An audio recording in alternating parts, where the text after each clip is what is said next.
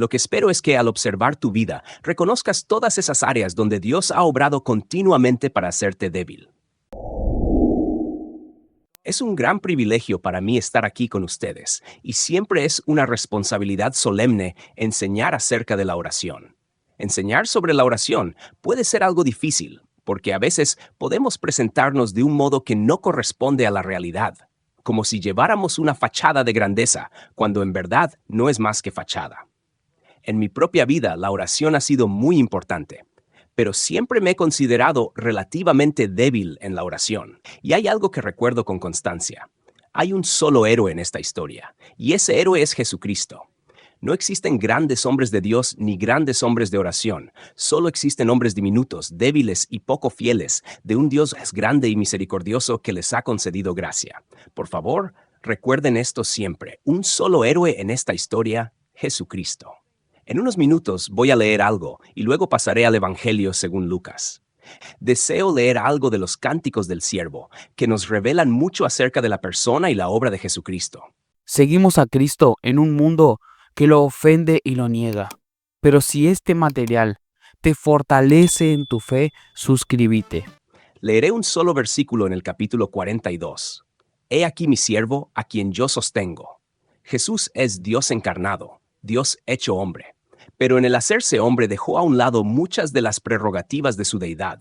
Verdaderamente fue hombre, e hizo lo que hizo como hombre en el poder del Espíritu Santo. Debía ser ese último Adán, y como último Adán, debía conquistar por su pueblo. Y conquistó por su pueblo, habiendo venido en cuerpo, en semejanza de carne pecaminosa, no con un cuerpo anterior a la caída adámica, sino con un cuerpo que, aunque incorruptible, sufrió todas las consecuencias de la caída.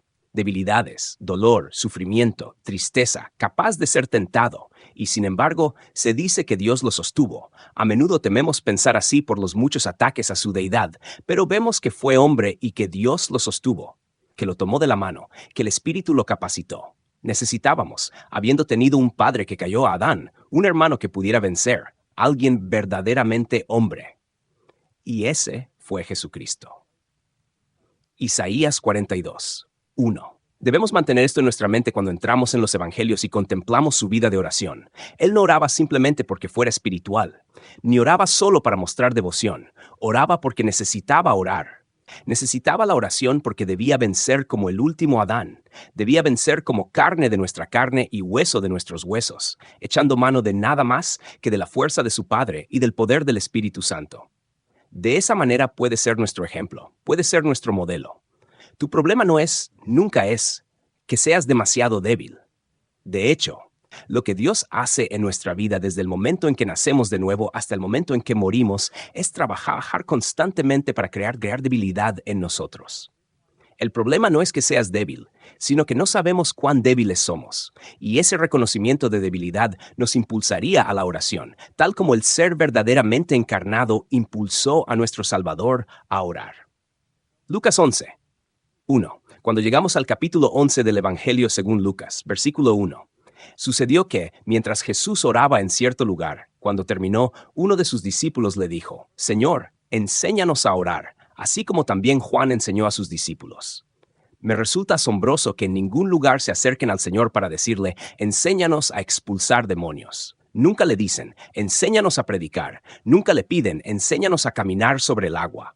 Pero en una ocasión sí le dijeron, enséñanos, y fue, enséñanos a orar. Debo creer, y el contexto lo indica, que fue porque él oraba como nadie a quien ellos hubiesen escuchado orar. Nadie. Ahora bien, si para Dios encarnado, ese hombre perfecto en la economía de nuestra redención, fue necesario hacer lo que hizo en el poder del Espíritu Santo, como hombre que echa mano de la fuerza del Padre, cuánto más necesaria es la oración para nosotros. No tengo tiempo para entrar ahora en mucha doctrina acerca de la oración. Quizá enseñe sobre la oración esta semana, pero deseo contarles una ilustración que espero que ayude. Es algo bastante común, incluso un poco gracioso, pero la razón por la que la cuento es que se me ha quedado grabada desde el momento en que vi por primera vez lo que voy a ilustrar. Viví muchos años en el Perú, y en el Perú hay olas grandes, así que alguien me convenció de que debía aprender a surfear. Respondí que, si encontraban una playa donde la gente estuviera vestida, lo intentaría. Lo intenté y no salió bien. En primer lugar, alguien debió decirme que una bandera roja significa no entrar al agua porque es peligroso. Pero yo entré de todos modos. Ya había intentado surfear algunos días, así que entré al agua confiado en que no iba a morir. Y una vez allí me di cuenta de que estaba en problemas, en serios problemas. Me puse a orar diciendo que no quería terminar en Japón desde Sudamérica. La corriente me arrastraba mar adentro y estaba muy asustado. Escuché un ruido detrás de mí y sonaba como el gruñido de un lobo marino cuando está enojado, pues había muchos lobos marinos allí, y eso me hizo tener aún más miedo. Pero cuando me di vuelta, vi que no era un lobo marino, sino un joven, probablemente de unos 20 años, un hombrecillo muy pequeño que se aferraba a una tabla de bodyboard. En su rostro se reflejaba el terror. Ya había sido derribado de la tabla varias veces. Había logrado subirse de nuevo, pero estaba a punto de ahogarse.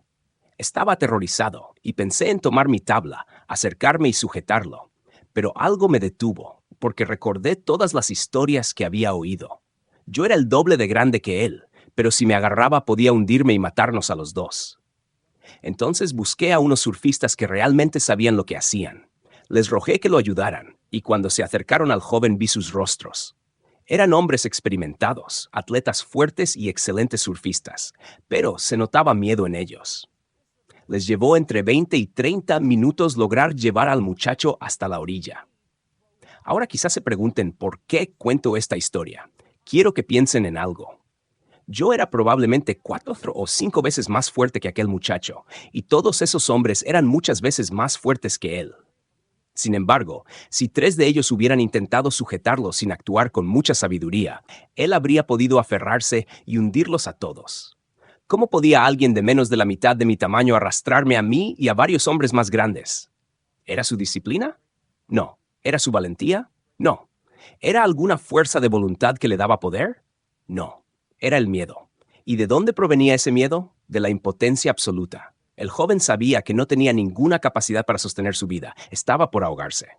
Y esa desesperación hacía que se aferrara a cualquiera que se acercara con una fuerza imposible de soltar. No era su fuerza, ni su disciplina, ni su devoción, era su necesidad. La necesidad lo movía. Vio su necesidad, vio su impotencia, comprendió que iba a morir a menos que alguien actuara en su favor. Fue su debilidad, el descubrimiento de su completa y absoluta necesidad, lo que lo impulsó. He estudiado mucho, y no me agrada la forma en que hablamos hoy de los hombres de Dios.